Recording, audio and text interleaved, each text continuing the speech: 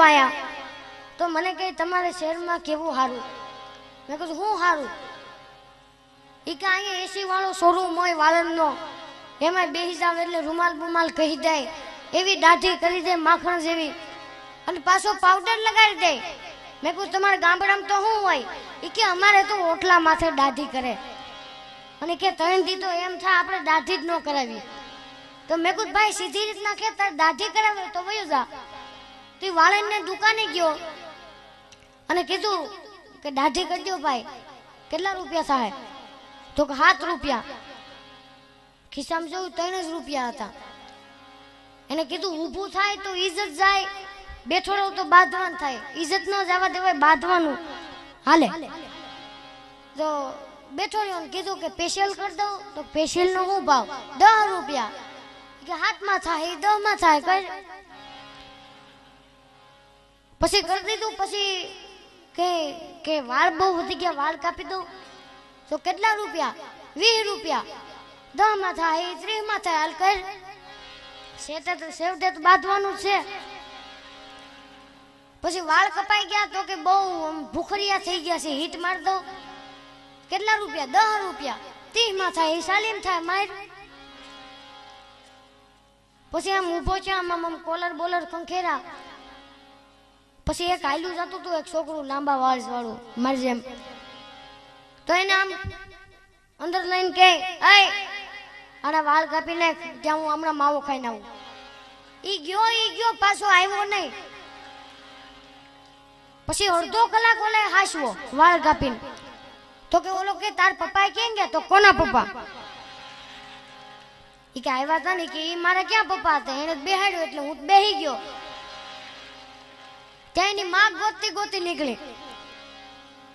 ઈ ભાડી ગઈ વાળંદની દુકાને, હાવ ટકો કરી નાખ્યો તો. પણ ઈ કે આ તે હું કર્યું? આ વાળ કોને કાપ્યા? ઓલે લાગ્યું બિલ આ દેતા હશે, તો મેં કાપ્યા મેં. ઈ કે આ કરના હતા, આ બાબરીના હતા. ઈ કે તો હવે હું? ઈ કે હવે દે 2000. બોલો ઈ કેટલામાં પડ્યો હશે? એટલે જ્યાં મજા આવે ને તાળીઓ પાડતા રહેજો. હું દરેક કાર્યક્રમમાં કહું છું, આટલી વસ્તુ તમને જોવા નહીં મળે. ઘણું હોય તો ગણી લેજો. હથેળીમાં વાળ નહીં, ગધેડાને ગાળ નહીં. હથેળીમાં વાળ નહીં, ગધેડાને ગાળ નહીં. મીંદડીને માળો નહીં, ઉંદરને હું સાળો નહીં. હંસ ક્યાંય કાળો નહીં, કુવારાને હાળો નહીં. કેડામાં પાન નહીં, ઘર જમાઈને માન નહીં. શ્રમ વિના સિદ્ધિ નહીં, કજિયામાં વિધિ નહીં. કડી ઉપર તાળું નહીં, લાડુ ઉપર વાળું નહીં. ડુંગર ક્યાંય નરમ નહીં, ગુલ્ફી ક્યાંય ગરમ નહીં. પાપીને ધરમ નહીં, દિગંબરને શરમ નહીં. કોટ ઉપર દફતર ને, ઢાલ ઉપર બખ્તર નહીં. ફળ ફૂલમાં હાંધો નહીં, તાળી પાડો તો વાંધો નહીં. આ એમ. બાકી હમણાં અમારા ગામડામાં કાંતિ કાકા ઘડિયાળ લેવા, અને ભાઈ ઘડિયાળ જો એટલે આહા 10 વાગે એટલે ઘડિયાળ ખુલે, એમાંથી એક ડબ્બી નીકળે, ડબ્બીમાંથી કોયલ નીકળે, અને કોયલ કે કાંતિ કાકા 10 વાગ્યા. આખું ગામ જોવાય. વો અમેરિકાથી ઘડિયાળ આવી. પછી આખું ગામ જોવા આવ્યું. પછી આમ જોઈને આમ તોડી નાખી. પછી કે આ બધા આપણા દેશી કારીગરો આને બગાડી નાખશે, એની કરતા હું રિપેર કરું. તાવેથી હાણસી આમ આમ જો બધી સામગ્રી લઈને બેઠા હો. 2 કલાકમાં ઘડિયાળ રિપેર. 12 વાગ્યા ઘડિયાળ ખુલી, એમાંથી ડબ્બી નીકળી, એમાંથી કોયલ નીકળી. કોયલ કે કાંતિ કાકા કેટલા વાગ્યા? બોલો. કોયલ ને ફૂલવાડી દે મિત્રો, એનું નામ કોઠા હોય. બોલો ખરેખર. હા બાકી હમણાં અહીંયા બાળકો ઘણા બધા બેઠા છે, એટલે 2 બાળકોની વાત લઈ લઉં. હા હમણાં એક છોકરો એને બાપાને કે પપ્પા હવે હું 10 માં નાપાસ થયો, હવે હું કઈ લાઈન પકડું? એક બેટા પાઇપ લાઈન પકડ. જૂનો જાણીતો ધંધો. હકીકતમાં પણ બાળકો અને બહેનો કોઈ દી ન બતાવે. હા એક સાહેબે છોકરાને પૂછ્યું કે ઘટના અને દુર્ઘટનામાં ફેર હું? ઓલો કે સાહેબ આખી આપણી નિશાળ પડી જાય ધરતીકંપમાં, આખી આપણી નિશાળ પડી જાય એને ઘટના કહેવાય, અને એમાંથી તમે જીવતા બહાર નીકળો એને દુર્ઘટના કહેવાય. લે ખરેખર બાળકો પણ મિત્રો ગજબ કરે. હા બાકી હમણાં એક છોકરો એને પપ્પાને કે પપ્પા મારો જન્મ કેવી રીતે થયો? એક જો બટા મારું ઓફિસે જવાનું હોય તઈ મને નહીં બતાવવાનું. એક નહીં પપ્પા મને કયો પ્રેમથી સમજાવું. જો બટા એકવાર હું તારી મમ્મી સોમનાથના દરિયામાં નાવા ગયા. તારી મમ્મી નાવા પડી. તારી મમ્મીને શંકર ભગવાન પ્રગટ થયા. શંકર ભગવાને વરદાન માગવાનું કીધું. તારી મમ્મીએ તારી મોટી બેનને માગી. એવી રીતે તારી મોટી બેનનો જન્મ થયો. અને 2-3 વર્ષ પછી હું તારી મમ્મી ગંગામાં નાવા ગયા.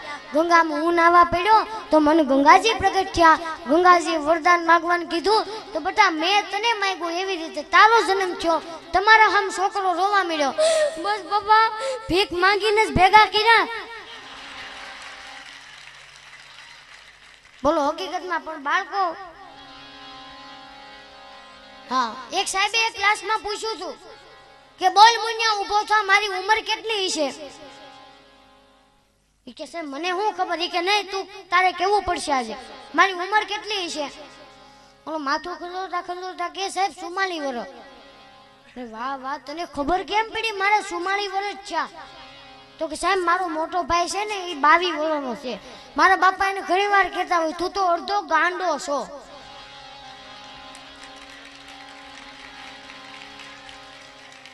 આમાં અડધાન હું મોડી લાઈટ થાય ખરી. પણ એવા સંતો બેઠા છે, એવા ભક્તો બેઠા છે. સંતોનો સ્વભાવ છે એવો જનેતાની ગોદના જેવો. મિત્રો આજે પણ રામ રાજ આવી શકે, પણ જો ભાઈઓ વ્યસન મૂકે અને બહેનો ફેશન મૂકે.